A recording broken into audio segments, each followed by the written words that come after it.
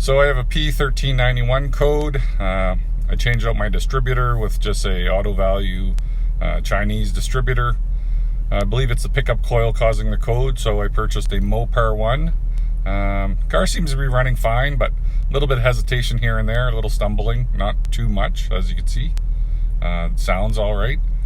But I tried putting the distributor back in. Maybe I thought I was off a tooth. Set the number 1 cylinder to top dead center on the compression stroke. And then put my distributor to the 11 and 5 marks. Put it in, did that a couple times. Still cleared the codes, and it's still giving me the code 1391, P1391. So something's not communicating, so I'm guessing it's a pickup coil. So I went and purchased a Mopar pickup coil. This is the guy here, if anybody's interested.